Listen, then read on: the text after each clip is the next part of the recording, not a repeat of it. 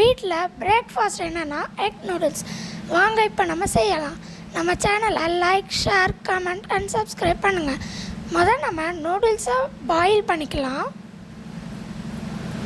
Boil பண்ண நூடுல்ஸை எடுத்து ஒரு பிளேட்டில் வச்சுக்கலாம்.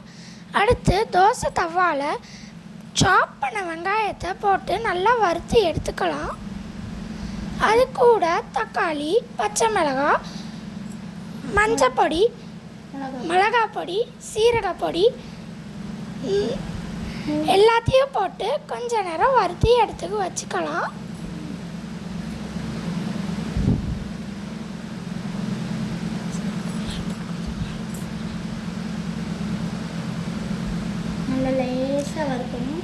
நல்லா லேசாக வறுத்துக்கிட்டு அதுக்கு மேலே டொமேட்டோ சாஸ் கொஞ்சம் போட்டுக்கலாம்.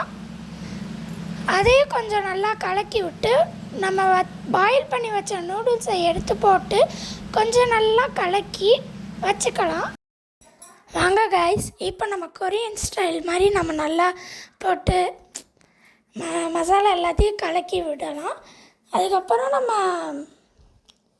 இது எல்லாருக்குமே ஷேர் பண்ணுங்கள். அப்போ தான் நம்மளுக்கு இன்னும் நிறைய இது புதுசாக ஆரம்பித்து இன்னும் நிறைய புதுசாக கண்டுபிடிச்சி போடுறதுக்கு நல்லாயிருக்கும். இப்போ அதுக்கப்புறம் நம்ம நூடுல்ஸில் கொடுத்த மசாலாவை போட்டு அதையும் கொஞ்சம் நல்லா கலக்கி விட்டுக்கலாம். அது கொஞ்சம் சுருக்குன்னு டேஸ்ட் கொடுக்கும். இப்போ நம்ம முட்டை தான் போட போகிறோம். முட்டை போட்டு அதை கொஞ்சம் ஃப்ரை பண்ணி கலக்க போகிறோம். முட்டை போட்டு நல்லா ஃப்ரை பண்ணி அது கொஞ்சம் நேரம் வேகிறதுக்காண்டி விட்டு அதுக்கப்புறம் நம்ம நல்லா கொத்துற மாதிரி நல்லா கொரியனில் பண்ணுவாங்களே அந்த மாதிரி நம்ம நல்லா இது கலக்கி எடுத்துக்கலாம்.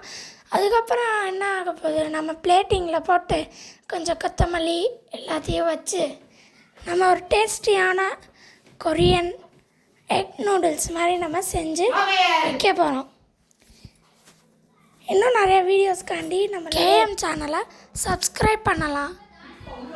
இப்போ நம்ம பிளேட்டிங் பண்ணி என் தங்கச்சிகிட்ட கொடுத்து டேஸ்ட் பண்ணி பார்க்க போகிறோம். என் தங்கச்சி சூப்பராக இருக்குன்னு சொல்கிறேன். இதை நீங்கள் உங்கள் வீட்டிலே ட்ரை பண்ணி எப்படி இருக்குன்னு கமெண்ட்டில் சொல்லுங்கள். தேங்க்யூ, பாய்.